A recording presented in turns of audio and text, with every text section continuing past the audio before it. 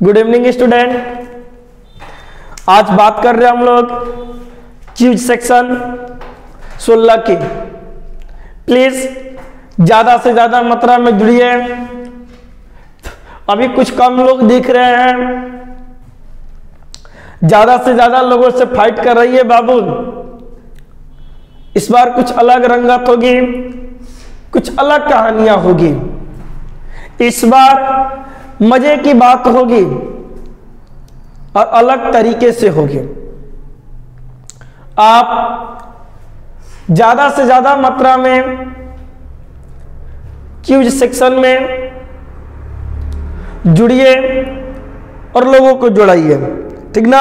हम फिर से आपको याद दिला दे रहे बाबू, हम बहुत जल्द बाबू स्पेशलिस्ट बिहार बीपीएससी और बीएसएससी की बैच लेकर आ रहे हैं बहुत जल्द।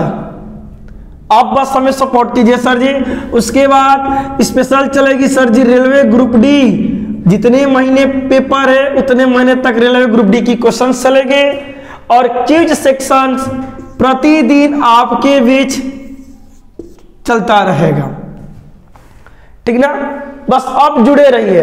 रहा सवाल सर जी ग्रामीण बैंक का, तो हम बैंक की भी बात कर रहे हैं। बैंकिंग का भी क्लासेस चलेगी और बहुत जल्द सर जी इस पे एडवांस मैथ की बैच इस बार आएगी। बस आप लोग ज्यादा से ज्यादा मात्रा में जुड़ जाइए और ज्यादा से ज्यादा क्वेश्चंस की हेल्प कीजिए, ठीक ना। सभी लोग शेयर कीजिए, सब्सक्राइब कीजिए और ज्यादा से ज्यादा लोगों के बीच शेयर कीजिए, ठीक ना। चलिए बात करते हैं सर जी सदिश राशि है। सदिश राशि है, सदिश राशि क्या, कौन सी राशि है इसमें से बताना है। क्या दाब, क्या कोणीय संवेग, क्या धारा या शक्ति, बताइए। पहले सर जी वेक्टर होते क्या हैं। वेक्टर होते क्या हैं? जिनकी दिशा और परिणाम निश्चित हो। बाबू रे याद कर लो, जिनकी दिशा और परिणाम निश्चित हो वो क्या कहलाती है? सदिश राशि कहलाती है, ठीक ना। बाबू रे दाब का कोई, प्रेशर का कोई परिणाम निश्चित नहीं होता है, धारा का भी नहीं होता है, शक्ति तो सर जी कोई निश्चित नहीं, किसी में ज्यादा है तो किसी में कम है। लेकिन सर जी कोणीय संवेग की हमेशा दिशा और धारा क्या होगी? निश्चित होगी। इसलिए कोणीय संवेग बाबू क्या बनता है? सदिश राशि कहलाती है, ठीक ना। लगाइए आंसर। कुछ लोग का सही आंसर है, कुछ लोग लेट जुड़ रहे हैं, ठीक ना।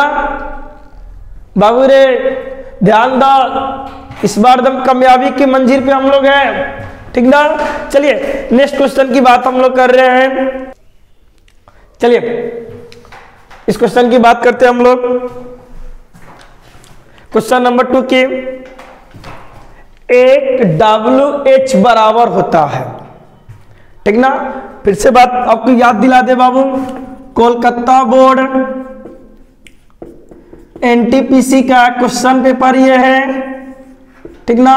ये एक बार बाबू 2008 में पूछा, एक बार 2010 में पूछा और 2000 बाबू 21 का क्वेश्चन पूछा। सेम यही क्वेश्चन। बताइए एक WH बराबर क्या होता है? पहले याद रखना बाबू, एक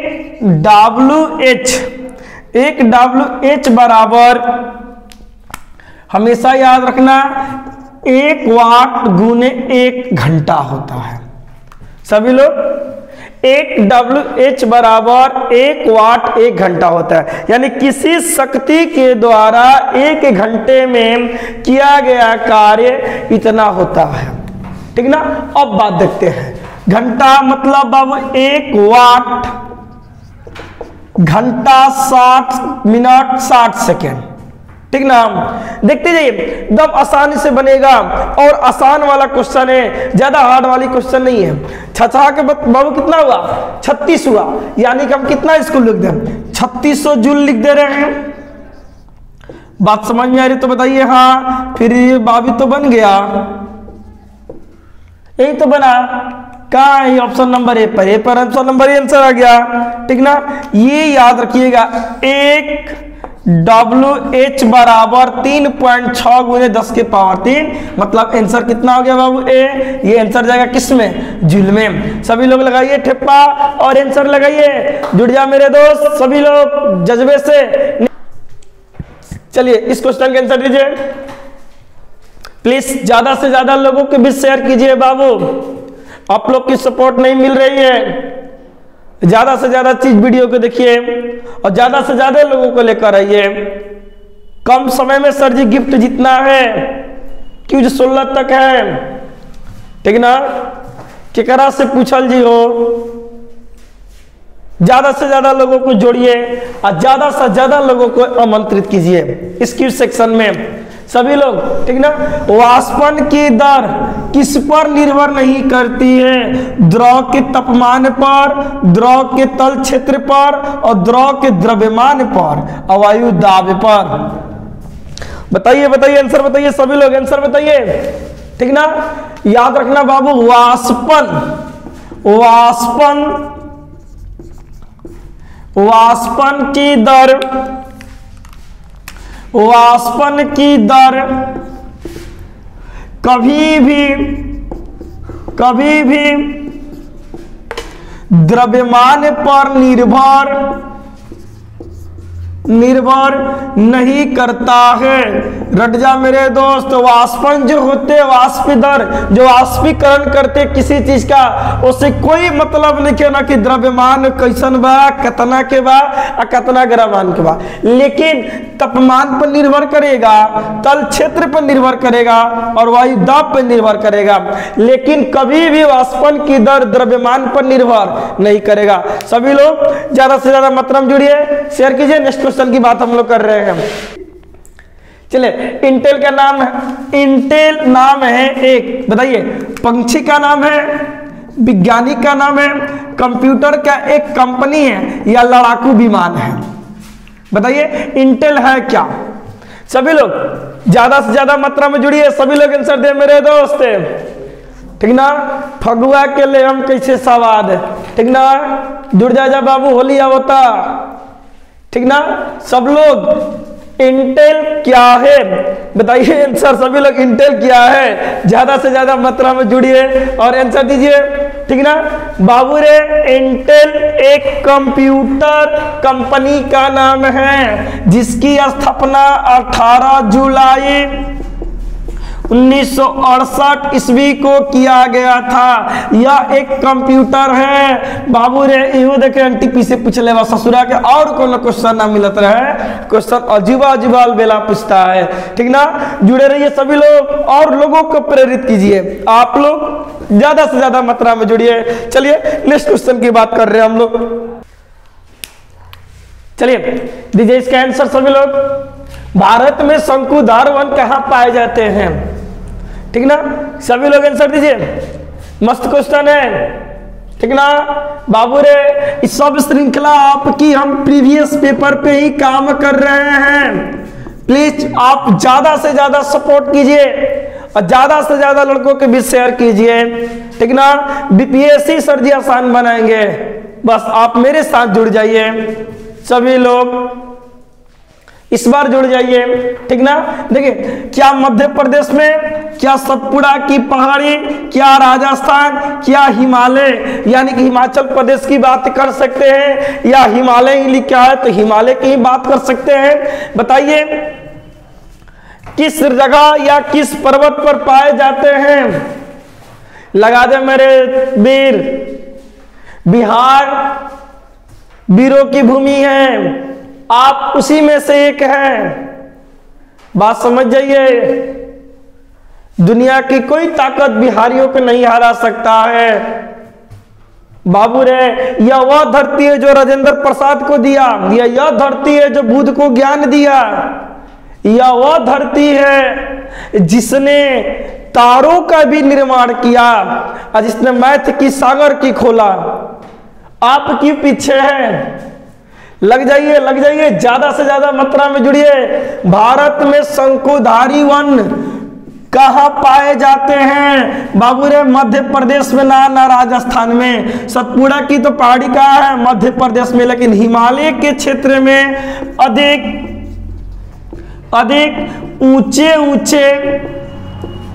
ऊंचे पहाड़ियां पाई जाती है। दिमाग में नोट कर लो। अब बाबू वही क्या है? शंकुधारी वन है रे लल्ला, वही क्या है? शंकुधारी वन है। आंसर क्या होगा? हिमालय। जुड़िए सब लोग ज्यादा मात्रा में। चलिए नेक्स्ट क्वेश्चन की बात कर रहे हैं हम लोग। जुड़िए सभी लोग। चलिए इसका आंसर दीजिए सभी लोग। झूम क्या है? झूम। कुछ लोग ज्यादा सही आंसर देंगे। आसान क्वेश्चन है बाबू रे। झूम एक लोक नृत्य है या एक नदी घाटी का नाम है या एक जनजाति है या कृषि का एक तरीका है? गाना सुनना राजा। झूम बराबर झूम।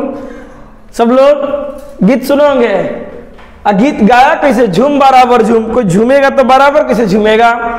जरूर कमर इधर इधर घूमेगा, ठीक ना। झूम क्या है? क्या झूम लोक नृत्य है? क्या नदी घाटी का नाम है या कोई जाति है? तो बाबू रे झूम एक कृषि का तरीका है। याद रखिएगा ये सब अधिकांशतः सर जी नागालैंड के क्षेत्रों में जो गांव की लोग कृषि करती है ना सर जी, हमारे तरफ भी गीत गवाता है। रोपनी के टाइम पे एक गीत गावे लीजा, वही गीत का बाबू झूम बनेला। झूम एक कृषि का क्या है? तरीका है। लगा दो आंसर सभी लोग। चलिए नेक्स्ट क्वेश्चन की बात कर रहे हैं हम लोग। बताइए इस क्वेश्चन का आंसर बताइए। बिल संसद के दोनों सदनों में विशेष बहुमत से पास होना अनिवार्य है। सामान्य bill, money bill, finance bill, संविधान संशोधन बिल। बताइए संविधान संशोधन संबंधित बिल संसद, ठीक ना। ध्यान से बाबू रे कम समय में आंसर देना है। सभी लोग कम समय में आंसर दीजिए। पहुंच चुके कामयाबी के रास्ते पर, सभी लोग पहुंच चुके हैं कामयाबी की दरवाजे पर। मंजिलें आपकी इंतजार कर रही है, आपके द्वार पर खड़ी है। आंसर लाइए सब लोग, ठीक ना। देखिए सबसे पहले बाबू सांसद बना, ठीक ना। ये तो पता है ना संसद के कितने अंग्रेज लल्ला? 3। एक होता है लोकसभा, एक होता है राज्यसभा और एक होते हैं राष्ट्रपति। जुड़ जा सभी लोग रे मेरे रसगुल्ले, जुड़ जा, ठीक ना। जोरदार तरीके से जुड़ जा सभी लोग। और ध्यान से देखो संसद के 3 अंग, लोकसभा, राष्ट्रपति और राज्यसभा, ठीक ना। और संसद में ही इन दोनों में ही कोई बिल पास होता है तो अंतिम मोहर किसकी लगती है रे बाबू?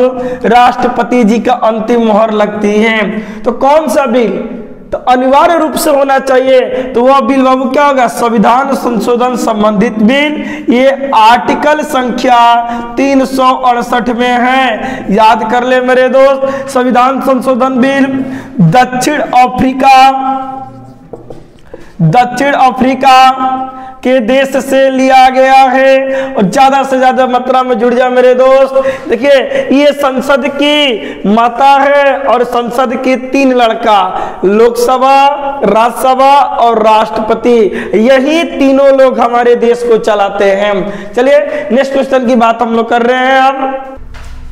चलिए इनमें बताइए, कम समय में आंसर देना है मेरे दोस्त और ज्यादा मात्रा में आंसर देना है। सब लोग जुड़ जाइए और आंसर दीजिए।